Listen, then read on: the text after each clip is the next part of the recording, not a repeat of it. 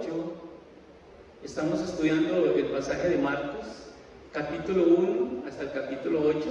Hemos visto historias muy bonitas, ¿verdad?, que hemos aprendido muchísimo en la escuela dominical durante toda esta serie. Y hoy nos toca un pasaje bastante interesante. Hay algunas personas que no gustan de hablar mucho de este tema, y tiene que ver con el mundo espiritual de maldad, tiene que ver con el mundo espiritual demoníaco. Pero la palabra del Señor nos enseña de una forma integral, ¿verdad?, para que nosotros sepamos todas las cosas a través del ministerio del Señor Jesucristo y poder estar preparados para hacerle frente también a este tipo de situaciones. Quiero que, por favor, vaya al pasaje Marcos capítulo 5, los primeros 20 versículos. Creo que ya se entregaron las hojitas de la escuela dominical.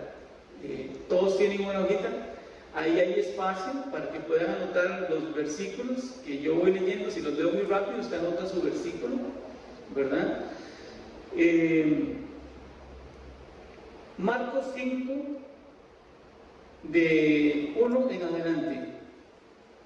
Vinieron al otro lado del mar, a la región de los Gadarenos. Cuando salió él de la barca, enseguida vino a su encuentro de los sepulcros un hombre con un espíritu impuro que habitaba en los sepulcros, y nadie podía atarlo, ni aun con cadenas. Muchas veces había sido atado con grillos y con cadenas, pero las cadenas habían sido hechas pedazos por él, y desmenuzados los grillos. Nadie lo podía dominar. Siempre de día y de noche andaba gritando por los montes y en los sepulcros e hiriéndose con piedras. Cuando vio, pues, a Jesús de lejos, corrió y se arrodilló ante él. Y clamando a gran voz dijo: ¿qué tienes conmigo, Jesús, Hijo del Altísimo? Te conjuro por Dios que no me atormentes. Porque le decía: sal de este hombre, espíritu inmundo. Jesús le preguntó: ¿cómo te llamas? Y él respondió: Legión me llamo, porque somos muchos. Y le rogaba mucho que no los enviara fuera de aquella región. Estaba allí cerca del monte un gran hato de cerdos paciendo. Y le rogaron todos los demonios diciendo: envíanos a los cerdos para que entremos en ellos. Jesús de inmediato le dio permiso, y saliendo aquellos entraron 2000. El hato se precipitó al mar por un despeñadero, y en el mar se ahogaron. Los que cuidaban los cerdos huyeron y dieron aviso en la ciudad y en los campos, y la gente salió a ver qué era aquello que había sucedido. Llegaron a Jesús y vieron al que había estado atormentado por el demonio, el que había tenido la legión, sentado, vestido y en su juicio caballo, y tuvieron miedo. Y los que lo habían visto les contaron lo que le había acontecido al que había tenido al demonio y lo de los cerdos. Entonces comenzaron a rogarle que se fuera de sus contornos. Al entrar en la barca, el que le había estado endemoniado le rogaba que le dejase quedarse con él. Pero Jesús no se lo permitió, sino que le dijo: vete a tu casa, a los tuyos, y cuéntales cuán grandes cosas el Señor ha hecho contigo y cómo ha tenido misericordia de ti. Él se fue y comenzó a publicar en Decápolis cuán grandes cosas había hecho Jesús con él, y todos se maravillaban. Es un pasaje bastante interesante, porque vemos en algunas partes de la Biblia cuando en ciertas ocasiones hay una relación entre el mundo espiritual que no vemos y el mundo físico que sí vemos. Aquí hay una conversación de un hombre que no es él el que está hablando, sino es una entidad, un espíritu. La palabra demonio literalmente significa espíritu, ¿verdad? Y también entendemos que es una connotación totalmente negativa. Todos conocemos, ¿verdad?, que pertenecen a ese gran grupo de ángeles caídos, que ya ellos han sido juzgados y están simplemente esperando la orden de sentencia del Señor, pero ellos ya fueron juzgados. El ser humano todavía no ha sido juzgado, pero este grupo de ángeles sí, y son demonios, como hemos estudiado en otras oportunidades, que están en la tierra y igual que su padre Satanás, ¿verdad?, el líder de todo este grupo, está tratando, ¿verdad?, de llevar a la raza humana cada vez más lejos de Dios. Y un hombre que era de esta región de Gadara es el protagonista de una posesión.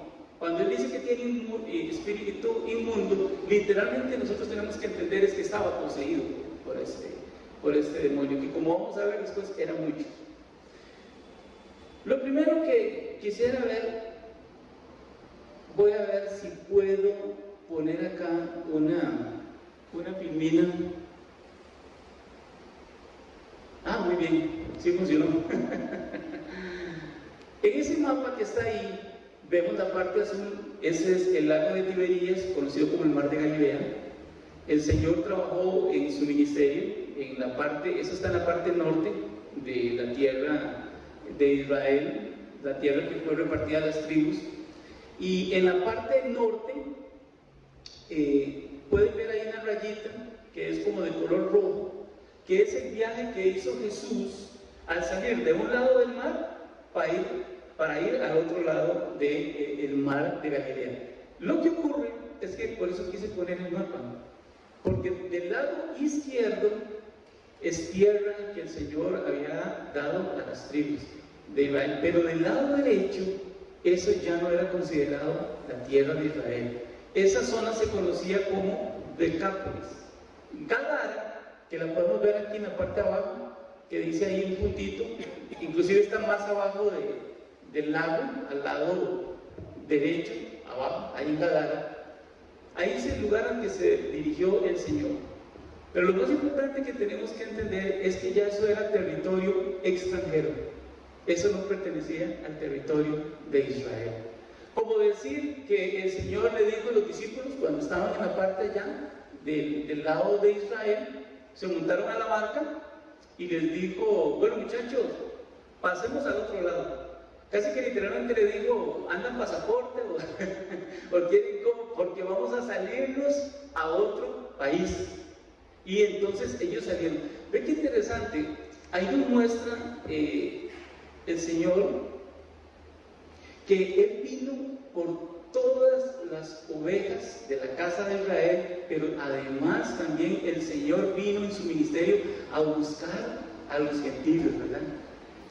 Esto no empezó con Pablo o con los misioneros después de que el Señor murió, resucitó y fue ascendido, sino que inmediatamente podemos ver que en estas ciudades no había tradición de Dios, eran pueblos paganos. Las 10 ciudades, por eso se llamaba Decápolis, habían sido fundadas, inclusive algunas muy hacia muchos años, por parte del imperio griego, bueno, del famoso Alejandro Magno, y muchas de esas ciudades estaban ahí, eran bastante grandes, no estamos hablando de ciudades pequeñas, bastante grandes. Y el Señor decidió hacer un viaje misionero. Él dijo: muchachos, con los que andaban en la barca, en otros pasajes paralelos vemos que habían varias barcas, no era una sola barca. Él iba con un buen grupo de gente que le seguía. Y entraron.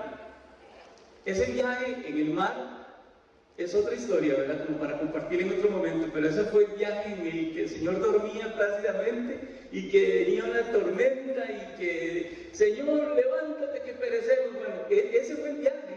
Cuando ellos salieron de la parte de arriba, un poquito más abajo, ese fue el viaje y en el que el Señor calmó, ¿verdad? Reprendió al viento y al mar. Inmediatamente después de que pasó esa tormenta y ellos llegaron al puerto, nos topamos con esa historia.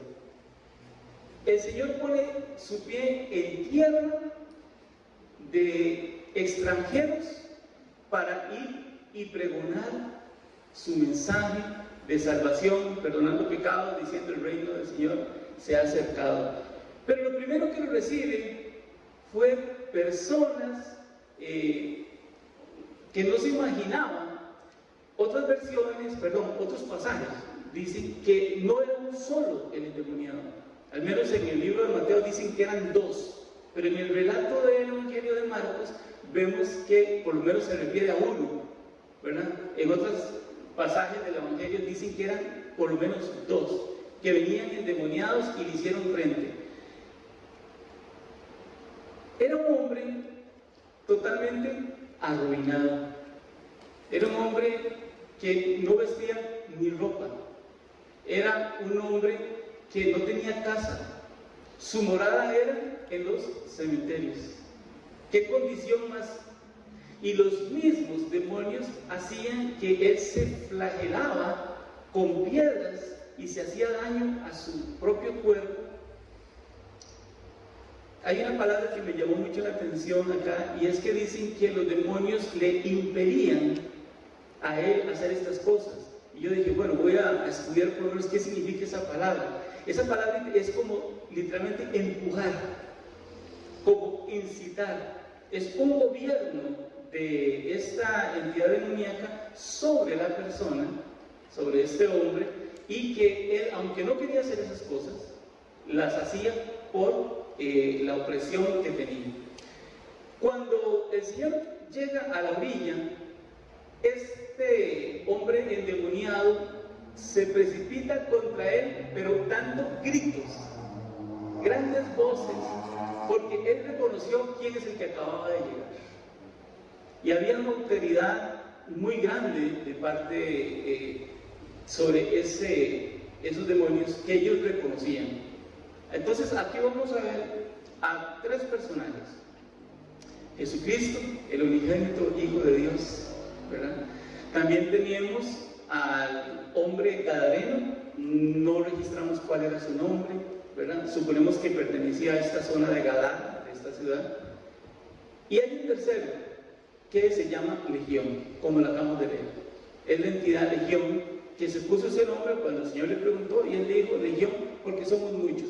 Una legión era una división militar romana. Más o menos eran como 3.000 a 6.000 soldados lo que podía conformar una legión romana. Estamos hablando que son bastantes. No sabemos cuántos eran, pero sí, por lo que se dijo que eran muchísimos, ¿verdad?, los que habitaban en este hombre, que estaba muy, muy, muy lastimado por todo lo que le había sucedido. Vamos a buscar Juan 10:16, lo puede anotar ahí. Dice la palabra, hablando Jesús: tengo además otras ovejas que no son de este redil, y a esas también debo atraer, y oirán mi voz, y habrá un rebaño y un pastor. Jesús mismo les está diciendo: ustedes son la casa de Israel, ustedes son el redil, pero tengo además otras ovejas con las cuales tengo que ir a trabajar, y que tengo que ir a buscar, y que tengo que formar un rebaño. Apunte ese pasaje, por favor. Juan 10:16. También podemos ver en este viaje del Señor en Efesios 2:11-13: por tanto, acordaos de que en otro tiempo vosotros, los gentiles, en cuanto a la carne, erais llamados incircuncisión por la llamada circuncisión hecha con mano de carne. En aquel tiempo estabais sin Cristo, alejados de la ciudadanía de Israel y ajenos a los pactos de la promesa, sin esperanza, sin Dios en el mundo. Énfasis en el 11: por tanto, acordaos que en otro tiempo vosotros, los gentiles.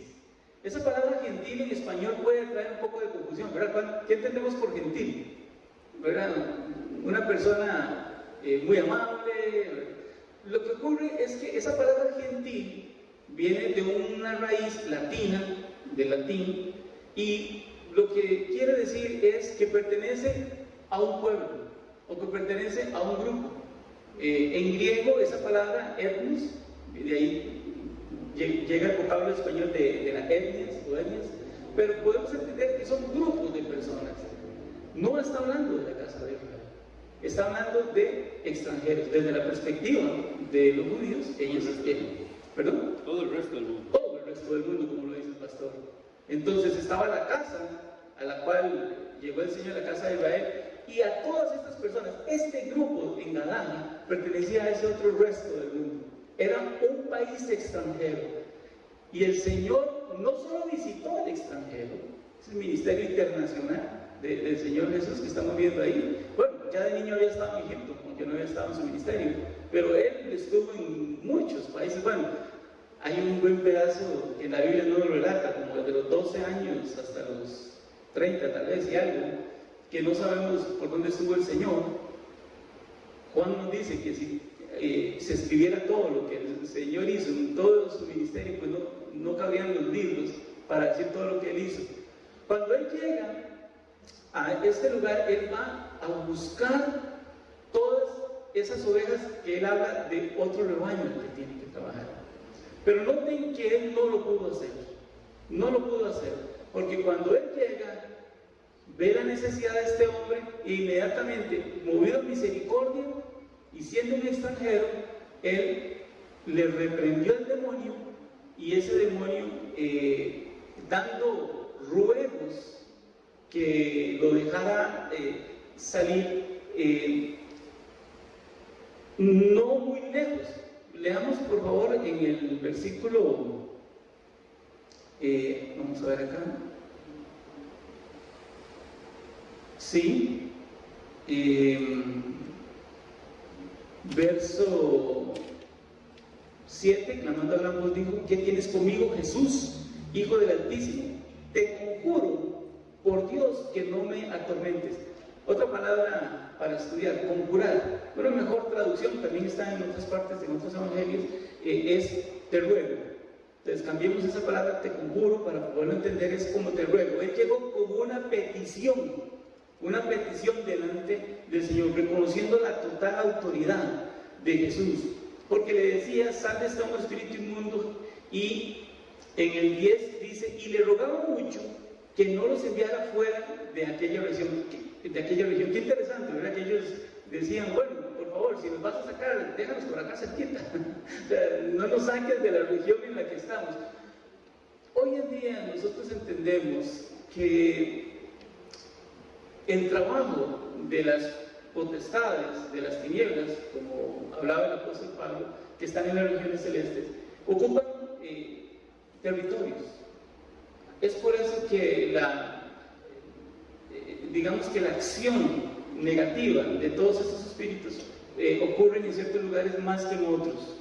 Y yo me imagino que donde hay lugares donde está el pueblo de Dios y está clamando y está delante del Señor, ahí va a haber oposición, ¿verdad? A esas intenciones del enemigo. Pero cuando no es así, cuando una ciudad se entrega al pecado, cuando un poblado deja de buscar las cosas del Señor y se alejan de todo lo que es caminar en rectitud delante de Dios, es como una puerta abierta para que puedan Satanás y toda su intención. El diablo vino a matar y a destruir. No vino a ninguna otra cosa.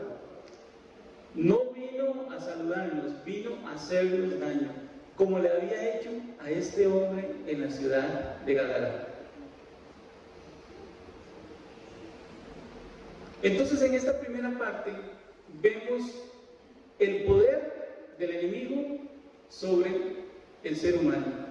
Tenemos que reconocer que el ser humano por sí mismo no tiene el poder para poder hacerle frente al enemigo. En Cristo Jesús esa situación cambia, porque cuando somos nacidos, somos sellados con el Espíritu de Dios en nuestras vidas, esa circunstancia cambia. Hasta que viene una conversión a nuestra vida, es cuando podemos decir, como está en el libro de Santiago, que nos sometemos al Señor. Ahora sí, podemos resistir al diablo. ¿Y qué dice? Él huirá de vosotros. La única forma que Él vaya a huir y que no se nos vaya a enfrentar es cuando nosotros, ¿qué dice? Nos sometemos a Dios. Y ahí es donde está la clave. Estos eran hombres que ni siquiera tenían conciencia de Dios. En esta parte del mundo, aunque estaba al lado muy cerquita de la tierra de Israel, ahí había mucho paganismo, ahí estaba todo el movimiento helenístico de los griegos con sus dioses y sus formas paganas de actuar. Entonces, el poder del enemigo sobre el ser humano. Pero ahora vemos el poder del Señor Jesús sobre el enemigo. Hay una gran diferencia. Eso es como que si nosotros andamos con un hermano más alto, más mayor, ¿verdad? Y si el enemigo quiere venir contra nosotros, hay uno más grande, ¿verdad? Dice también la palabra, mayor es el que está en mí que el que está en el mundo. ¿A quién se está refiriendo? Al enemigo. Mayor es el que está en mí que el que está ahí afuera. Entonces Jesús, en su poder y en su autoridad, vio que aquel hombre echaba espuma, se revolcaba. Eso lo podemos ver también en los pasajes paralelos, si quieren lo notan. Mateo capítulo 8, del 28 en adelante, Mateo 8, 28 y siguientes, y en Lucas 8, 26 y siguientes. Ahí vamos a encontrar el pasaje, y llegaba y hacía como mucho aspaviento y tiraba, dice que espumarajos y cosas de ese tipo. Y el Señor simplemente le dijo, deja a este hombre, con total autoridad. Entonces, el encuentro de Jesús con este hombre vino a cambiar la vida de ese hombre, porque como podemos leer, nadie le había podido ayudar. Es que, hermanos, pongamos atención en temas espirituales, ¿verdad? Contra huestes de maldad. ¿Qué fue lo más que pudo hacer los hombres que estaban alrededor de este varón? Era encadenarlo. Lo que tenían que hacer era meterlo a la prisión. Tras que él estaba sufriendo, lo encarcelaban, le ponían grilletes. Pero dice la palabra que ni con eso. O sea, ese hombre estaba totalmente solo, sin esperanza de nada. Pero qué dicha que Jesús llegó a la vida de este hombre. ¿Por qué? Porque aunque nadie le pudo ayudar, nadie podía restaurarle, ni siquiera sabían cómo enfrentarlo. Algunos pensaban que estaba loco, otros pensaban que pues era como demente, y probablemente muchas personas decían, no, es un loco más de los muchos que andan sueltos. Eso puede ser una forma en que el mundo puede ver el comportamiento de las huestes de maldad, de los espíritus. Es una forma en que se manifiesta. Pero Jesús sí le pudo resolver el problema. Mientras el otro le daba cárcel y grilletes y prisión, Jesús vino a darle libertad. Una libertad genuina, tanto en el plano físico, ¿verdad?, como en el plano espiritual. Entonces Jesús tiene poder como Señor y Dios sobre cualquier hueste espiritual. Podemos ver en Marcos 9, 17, 19, por favor, otros pasajes un poco más adelante, donde aprendemos que para poder enfrentar este tipo de espíritus, no es con solamente envalentonarnos y hacerles frente. Eso no quiere decir que tenemos que tener este temor.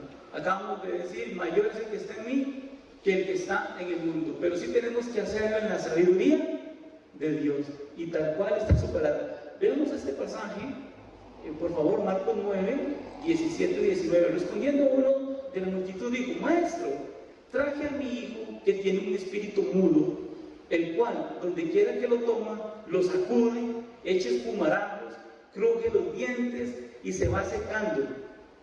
Otras traducciones dicen que es como que se quedaba rígido, se quedaba como congelado, ¿verdad? Dije a tus discípulos, está hablando un hombre que tenía un hijo con una situación de dificultad como esta, y le dijo a los discípulos que lo echaran fuera, pero no pudieron.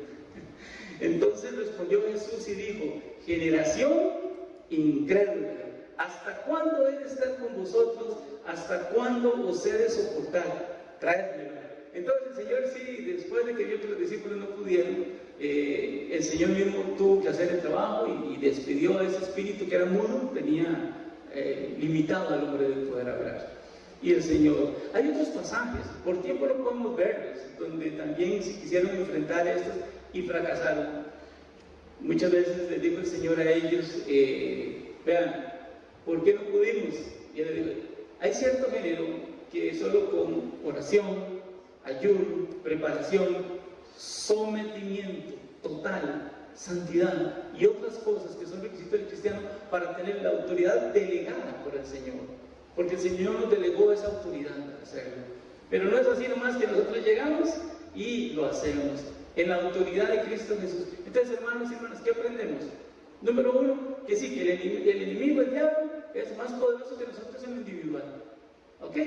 Entonces, simplemente eso es una verdad.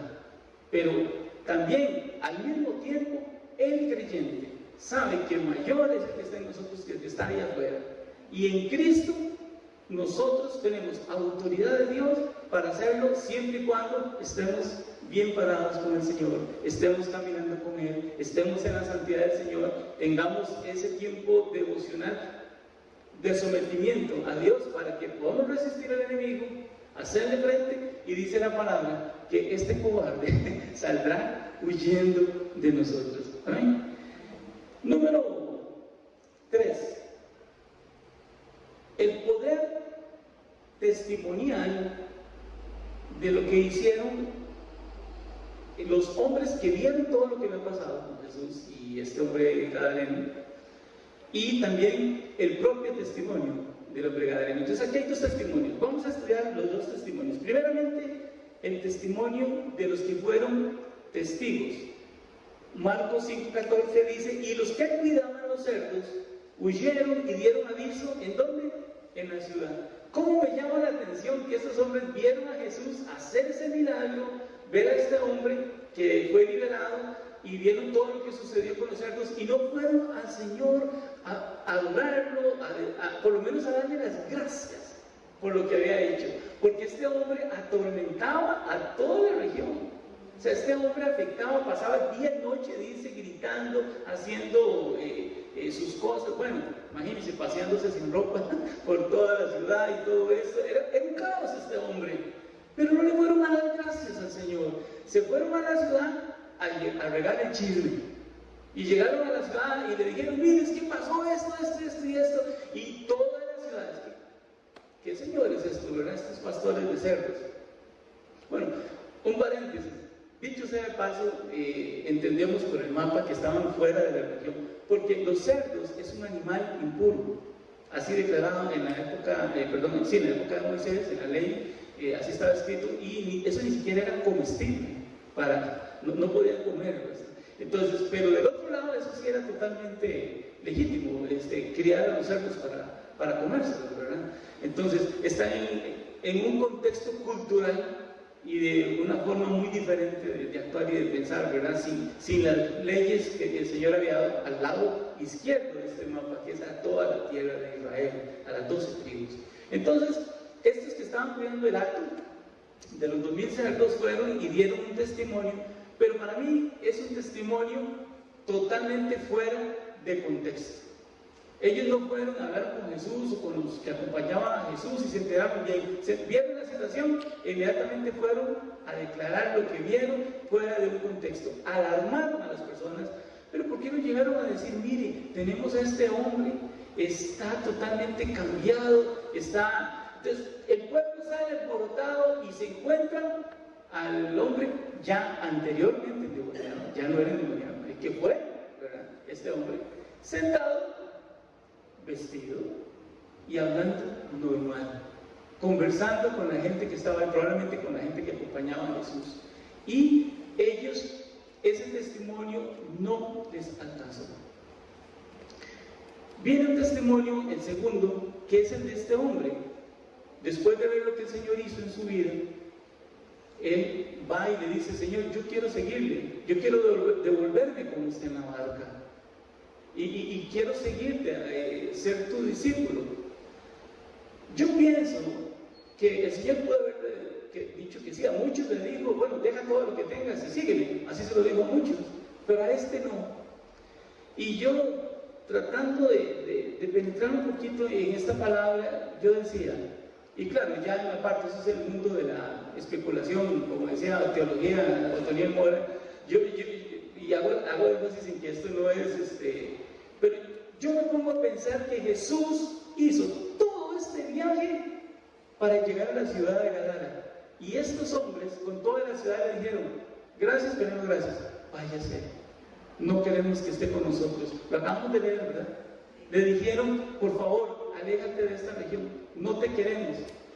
A mí me cuesta creer que cuando hay un milagro tan notable, tan relevante, algo tan extraordinario, y que lo despidan al Señor Jesús, a lo suyo vino, y los suyos no lo recibieron. Hay gente que viendo las cosas extraordinarias de Dios, ni aún así aceptan al Señor, ni aún así creen, ni viendo que sea alguien cercano, ni de un familiar, podemos ver la transformación de muchas personas que han sido cercanas en algún momento a nosotros, y aún así las personas no quieren nada con el Señor Jesús. Eso le pasó a la ciudad de Gadara. Pero entonces el Señor le dice a este hombre, ¿sabes qué?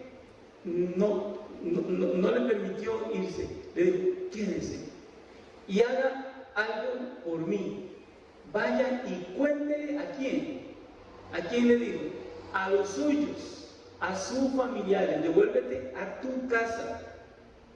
Podemos ver eso en el verso 19. Jesús no se lo permitió, sino que le dijo, vete a tu casa, a los tuyos. Cuán grandes cosas el Señor ha hecho contigo y cómo ha tenido misericordia de ti. ¿Qué es lo primero que tenemos que hacer según el corazón de nuestro Señor Jesucristo? Cuando Él viene y cambia nuestra vida, cuando Él hace una maravilla, algo que realmente nos saca de una situación no tan complicada como la que tenía este hombre tal vez, pero sí de muchas circunstancias difíciles. ¿Por qué no le contamos eso a los que estamos cerca?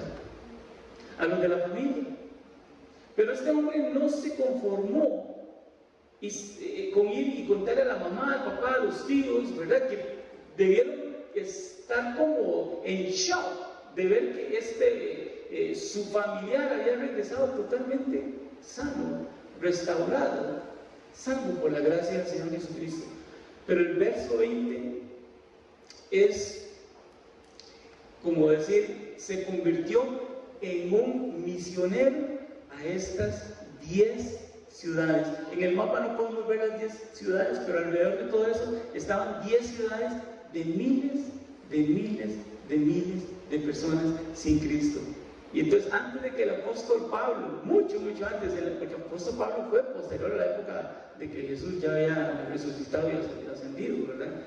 En esta época, él se convirtió en un misionero, porque dice, él se fue y comenzó a publicar en Decápolis. Es que no dice la ciudad tal, dice la región. En las 10 ciudades, cuán grandes cosas había hecho Jesús con él, y todos que se maravillaban. Si dice que todos se maravillaban, es porque ahí hubo muchas conversiones. Hubo personas que entendieron la historia de un hombre que llegó en un barco, que vino con mucha gente, que agarró a este hombre, que lo sanó, que este hombre tenía fama probablemente en muchos de esos lugares porque era conocido de ahí, y él se convirtió en un gran misionero. Por eso yo creo que el Señor Jesús no lo dejó subirse al barco. Le dijo, me es más útil, porque lo que el Señor quiso hacer en esa región, Él no lo hizo. Y vean qué importante, Jesús pudo haber seguido sobre las otras 10 ciudades. Claro que sí pudo haber seguido, pero el Señor no se va a quedar, ni va a morar en un corazón que lo rechaza. Lo volvemos a repetir. El Señor no se queda en un corazón que lo rechaza. Él toca la puerta, Él llama, y Él dice, yo quiero entrar. Y usted le ofrezco un don, el don, el regalo de la salvación. Pero si el corazón lo rechaza, Él simplemente da la vuelta. Pero me pongo a pensar, ¿y si hubiese sido la última oportunidad? ¿Tuvieron más oportunidades aquí en Gadara? No lo sabemos. Entonces, en la lección de hoy aprendemos que hay un poder sobrenatural que existe, que es real, ¿verdad? Que nosotros como los seres humanos podemos sufrir a causa del maligno, pero también entendemos que hay un poder superior a eso, que es el poder de nuestro Señor Jesucristo y que opera en cada uno de los creyentes. Una vez que han entregado su vida, su corazón y somos sellados con el Espíritu Santo de la promesa. Vamos a orar. Gracias, Dios, porque en esta lección hemos aprendido que tú eres Señor de todas las cosas. Tú eres el Señor Dios Todopoderoso y que con gran amor y misericordia has siempre buscado a todas las personas, propios y no propios, para que puedan venir a tus pies. Señor, si hay alguien en esta hora que no te conoce, que pueda abrir su corazón, que tenga la disposición, no como hicieron en este pueblo de rechazar a Jesús, sino todo lo contrario, de abrir ese corazón para buscarte, para aceptarte como único suficiente Salvador. Señor, que este sea el día, que esta sea la hora, que esta sea la decisión. En el nombre que es sobre todo nombre, en el nombre de Cristo Jesús. Amén y amén.